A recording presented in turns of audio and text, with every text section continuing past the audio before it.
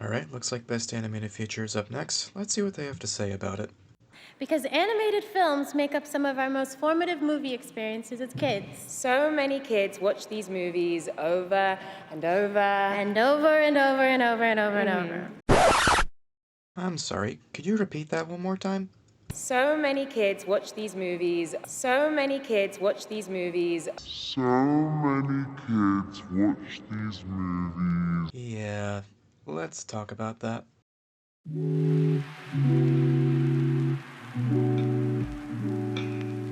Hello everyone, hope you're all having a good day today, and welcome back to Mothman Media, where we may be spending our precious time on this earth rotting our brains in the vast depths of cyberspace, but at least we're doing it together. Now, if you're as much of a fan of animation as I am, you've probably seen a multitude of people claiming that the medium of animation is something that's meant to be enjoyed only by kids, and that adults are only begrudgingly watching it because it's what their kids wanted to see. Everyone's a unique individual. Everyone's beautiful in their own way. Some people are just really f***ing wrong.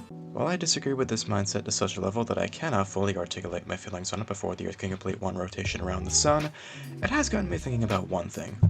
Where exactly did the stigma around animation come from? When did the idea that animation was just for kids start to gain traction? Did the public come to this conclusion quickly, or did it happen slowly over time?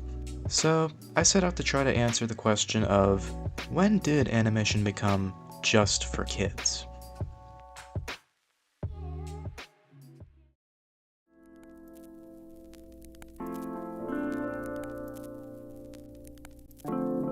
While the origins of animation can be found as far back as the late 19th century, animation in the Western Hemisphere entered its golden age in the late 1920s and lasted all the way until the 60s. This period gave us iconic characters such as Tom and Jerry, Felix the Cat, Popeye, the Looney Tunes characters, and of course, during this time, animation was exclusively theatrical, with both shorts and feature-length films being shown in theaters. But this would not last forever. This would be due to a combination of factors, such as the rising cost of animation for studios, as well as the Paramount case of 1948, which gave more creative freedom to theaters. After this ruling, more theaters began to turn away from theatrical shorts as they were seen as financially risky compared to full-length live-action films. Combined with a growing public disinterest in theatrical animation over time, these factors all helped to bring an end to the golden age of animated shorts. However, as animation migrated away from theaters, it began to move towards a new medium that had been slowly rising in popularity at the same time as Western animation itself: television. However, this transition was far from smooth. During its migration to the small screen, animators had to comply with much stricter guidelines that demanded more content be produced in a shorter amount of time. As a result of this, what became known as limited animation was created, which is what can be seen in many of the animated shows from the 1950s and 60s, perhaps most famously seen in the various cartoons produced by Hanna-Barbera, such as the Flintstones, Yogi Bear, the Jetsons, Scooby-Doo, and many more. However, some of these new shows faced criticism upon their releases, as the focus had shifted to be more about quantity rather than quality. But despite attracting scrutiny from some, these shows proved to be very successful. Now, why was that? Because there was one demographic that didn't care whether or not what they were seeing was objectively better or worse than what had come before it, but instead, they tuned in simply because they found these new cartoons to be entertaining regardless of any artistic shortcomings that critics perceived.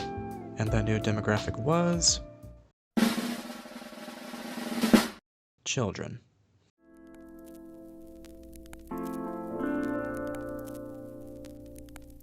One important thing to note about animation is that up until this point, it wasn't explicitly trying to be for kids. As this quote from Walt Disney himself proves, the target audience was not supposed to be simply one age demographic. Instead, they were written to appeal to as wide of an audience as possible, which included both kids and adults. Which is why, if you look back at some of the shorts from this era, you'll find some stuff that definitely wasn't written for the kids in the audience. Okay, Smokey, roll 'em.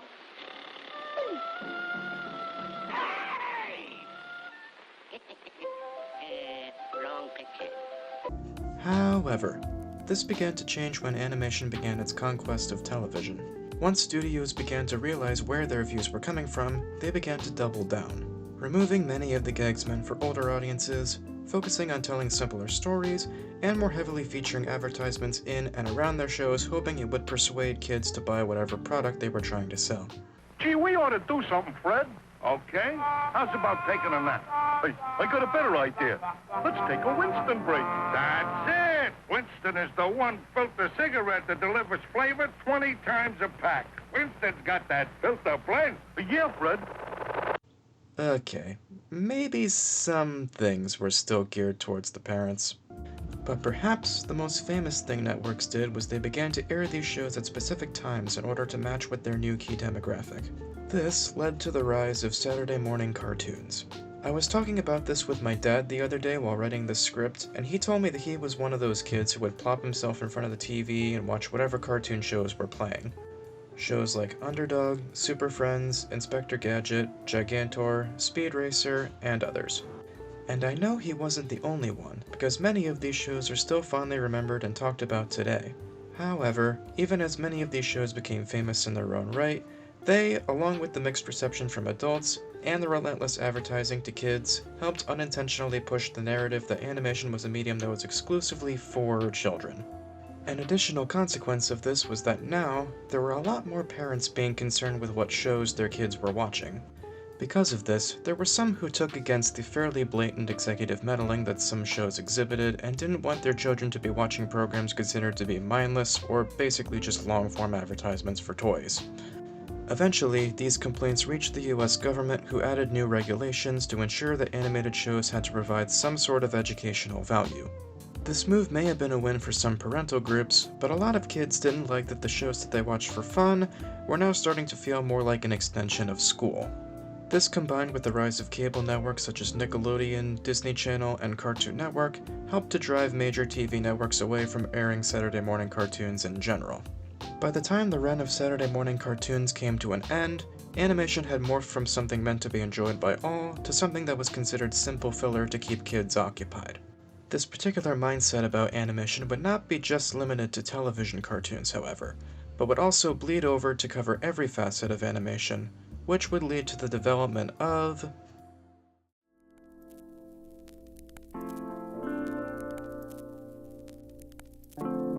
what TV Tropes defines as the animation age ghetto is essentially the mindset that animation isn't a serious medium in the same way that traditional film is. Over the years, especially with the rise of the internet, this mindset has slowly begun to fade away. However, a lot of the general public still believes this, which has led to a phenomenon that I find to be objectively funny, that being people, usually parents, taking their children out to see an animated film that was made for adults, assuming it was kid-friendly just because it was animated, and then having a big stink over it. Well, you know what they say about assuming. As much fun as it can be to make fun of Karens, this isn't entirely fair, because there have been many animated films over the years that were marketed to kids and families that probably shouldn't have been, and even given ratings that would reflect a more kid-friendly image. One of the more infamous examples of this I've seen comes from the 1978 film adaptation of Watership Down, which upon its initial release in the UK was given a rating of U, which would be the equivalent of a G rating in the US, resulting in many children being shown this film and promptly getting scarred for life. The film's UK rating was eventually changed to a PG in 2022, but the film's infamous reputation remains intact today. But this is far from the only example of this. Films like Mary and Max, Princess Mononoke, and even Beavis and Butthead Do America or Grave of the Fireflies were given G or PG ratings in certain countries. And in recent years, YouTube clips from films like Adam Sandler's 8 Crazy Nights and even Fritz the Cat, a film explicitly made for adults, were marked as made for kids. Huh? Now, why exactly did something like this happen? While there are many possible explanations, most people seem to agree that COPPA, whose rules and regulations are programmed into the YouTube guidelines, saw something that was animated and simply assumed it was for kids. Most likely because the people putting these rules in place don't have a lot of respect for the medium of animation in general and believe that it's nothing more than simple children's entertainment, despite creators big and small insisting otherwise. But what's even more concerning is that this lack of respect for animation seems to have carried over to some of the higher-ups in the film industry. As the opening clip of this video showed, the Academy hasn't been too kind to animation in recent years. Outside of Best Animated Feature, the Oscars have barely given animated films any recognition since the Disney Renaissance. Schaefer Rose Productions made a really solid video going into more detail about this exact topic, so I would highly recommend checking that video out as well. But it's more than just the Academy. The now former CEO of Disney, Bob Chapek, once infamously stated in an interview, "I always say that when our fans and our audiences put their kids to bed at night after watching Pinocchio or Dumbo or The Little Mermaid, they're probably not going to tune into another animated movie. They want something for them." May I remind you that this quote was coming from the man who at the time was the CEO of the company that had produced some of the most famous and acclaimed animation of all time. Don't make me pull up that Walt Disney quote again, I will do it! And to be fully honest, Bob Iger isn't perfect either, but that may be a subject for a whole other video. However, I haven't yet talked about perhaps the most infamous example of this anti-animation mindset from a CEO. That story is about one man's crusade to tear down one of the most historic animated franchises of all time in order to appeal to a market that he believes doesn't care about animation anymore. That man is David Zaslav. And what does that make, Ketchup? Oh, brother, this guy stinks! Now, if you're an animation fan, especially a Looney Tunes fan, I'll give you a second to stop frothing at the mouth in anger and collect yourselves before I explain to everyone else who this guy is and why people hate him so much.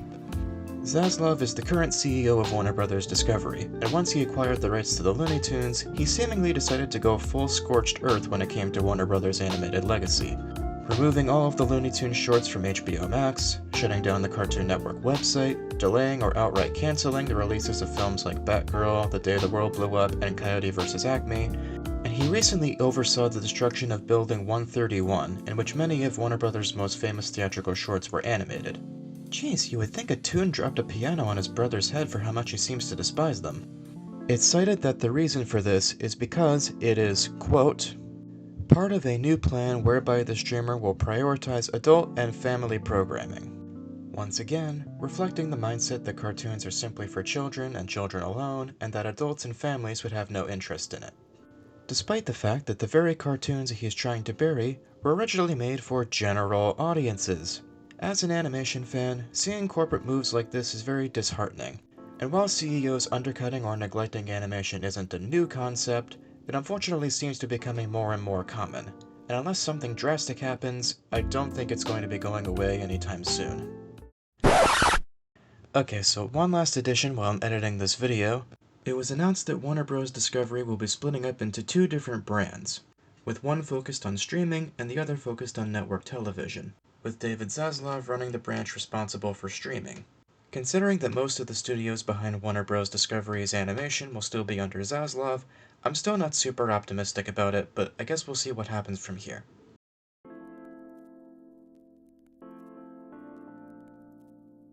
So, in short summary, what can we take away from all this?